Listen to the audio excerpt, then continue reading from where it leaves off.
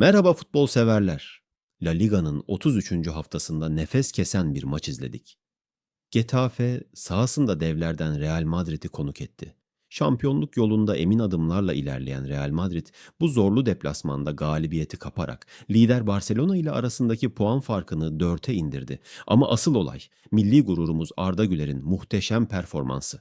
Hadi bu heyecan dolu maçın detaylarına birlikte göz atalım. Maçın özeti burada. Real Madrid Getafe deplasmanında 1-0 skorla 3 puanı hanesine yazdırdı. Barcelona'nın 7 puan gerisinde olan Eflatun Beyazlılar bu galibiyetle şampiyonluk yarışında iddiasını sürdürdü. Maçın kahramanı ise kuşkusuz Arda Güler. Genç yıldız, teknik direktör Carlo Ancelotti'nin ilk 11'deki tercihini boşa çıkarmadı ve harika bir golle adeta parladı. Arda Güler'den büyüleyici bir gol. Milli oyuncumuz Getafe karşısında hücum hattında görev aldı. Karşılaşmanın 21. dakikasında sahneye çıktı. Sağ ayağıyla rakibini çalımladı. Kalecinin sağ köşesine öyle bir vuruş yaptı ki top ağlarla buluştu. Bu gol Real Madrid'e altın değerinde 3 puanı getirdi ve Arda'nın yeteneğini bir kez daha tüm dünyaya gösterdi. Arda Güler'in performansı İspanyol basınının da manşetlerini süsledi. İşte yansıyanlar. Marka. Arda La Liga hesaplarını dondurdu. Real Madrid'in Türk yıldızının sağ ayağıyla yaptığı vuruş, Courtois'ın Getafe'nin son atağında yaptığı kurtarış galibiyete yol açtı. Önemli bir goldü ve bir mesaj içeriyordu. Çünkü Arda Güler'in sevinci çok özeldi ve Ancelotti'nin dikkatini çekmişti. Golü attıktan sonra takım arkadaşlarını geride bırakarak sahanın ortasına doğru koşan oyuncu, Lucas Vazquez ile kısa bir kucaklaşmanın ardından Madrid yedek kulübesine giderek Ancelotti ile kucaklaştı. Türk oyuncu bu hareketiyle sezon boyunca takımda yer almamasından dolayı koçuyla yaşadığı tartışmayı sonlandırdı ve aynı zamanda geleceği belirsiz olan ve karmaşık bir dönemden geçen İtalyan koça desteğini göstermek istedi. Nitekim Ancelotti oyuncusuna bu jest için teşekkür etti ve sevgi dolu bir öpücük verdiği Arda ile kucaklaşırken oldukça coşkuluydu.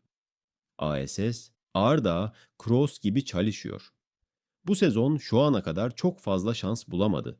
Bulduğu az sayıdaki şansı da değerlendirdiği söylenemez. Ama Getafe maçında bu durum değişti. Koliseum'da Arda Güler'in en iyi versiyonunu gördük. Madrid'in oyununu kriterlerle yönlendiren ve ona ritim, hız ve dikeylik kazandıran her yerde var olan bir oyuncunun versiyonunu ve aynı zamanda kale önünde bir güç olan, geçen sezon direkler arasına gönderdiği her şutu gol olarak sayan oyuncuyu. Ancelotti'nin takımı Getafe deplasmanında 3 puanı Türk oyuncunun sağ ayağıyla yaptığı klas vuruş sayesinde aldı. Madrid, Toni Kroos'un ayrılışından sonra bir deniz feneri arayışının ortasında. Her ne kadar Alman oyuncuyla kıyaslamak zor olsa da 20 yaşındaki Güler'in Koliseum'daki performansı Alman oyuncuyu hatırlattı. Relevo.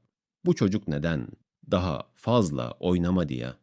Arda Güler Koliseum'da ilk yarıyı domine ederken Madrid'in kötü, Getafe'nin ise coşkulu başlangıcının ardından kulüp içindeki pek çok kişi aynı soruyu soruyordu. Bu çocuk neden daha fazla oynamadı? Türk oyuncu Getafe'yi sağ ayağıyla attığı müthiş bir şut ve Los Blancos'un tüm sezon boyunca eksikliğini hissettiği ilişkisel futbol gösterisiyle yıktı. El Periodico, kelebek gibi uçtu, arı gibi soktu. Arda Güler, Kroos'un kılığına girdi ve Koliseum sahasının üzerinde bir kelebek gibi uçuşmaya başladı.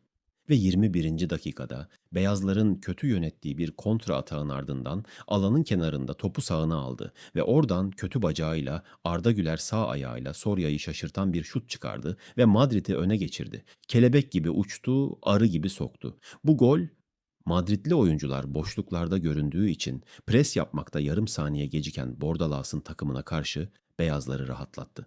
Öte yandan Arda Güler golün ardından İspanya'da sürekli eleştirilen Carlo Ancelotti'nin yanına gidip İtalyan teknik adama sarıldı. Ancelotti'den hakemin son düdüğünün ardından sahaya girerek Arda Güler'i öptü. Real Madrid teknik direktörü Carlo Ancelotti, Getafe karşısında elde edilen galibiyetin ardından takımının performansını değerlendirdi. Özellikle ilk yarıdaki oyundan memnun kalan deneyimli çalıştırıcı, ikinci yarıdaki düşüşten ise hoşnut olmadığını dile getirdi. Hoşuma gitmedi çünkü amacımız 3 puanı kazanmaktı. Bunu çok iyi bir ilk yarı oynayarak başardık ancak ikinci yarıda daha fazla sıkıntı yaşadık. Getafe ikinci yarıda baskıyı artırdı ve topu kontrol etmekte zorlandık. diyen Ancelotti, genç yıldız Arda Güler'in performansını da övdü.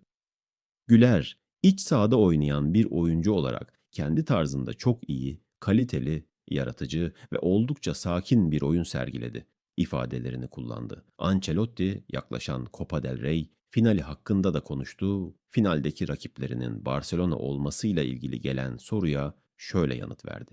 Daha önce de söylediğim gibi bu bir final. Elbette onları favori gösterebiliriz ama bu bir final ve her şey olabilir. Öte yandan İtalyan teknik adam, takımın önemli oyuncularından Eduardo Camavinga ve David Alaba'nın sakatlıkları nedeniyle finalde forma giyemeyeceğini açıkladı. Yarın son durumu göreceğiz. Ancak hem Camavinga'nın hem de Alaba'nın bacaklarında kas temelli sakatlıklar var. Cumartesi gününe kadar iyileşmeleri zor görünüyor. Sizce Arda Güler'in bu performansı şampiyonluk yarışını nasıl etkiler? Yorumlarda buluşalım. Videoyu beğenmeyi ve kanala abone olmayı unutmayın. Bir sonraki maçta görüşmek üzere.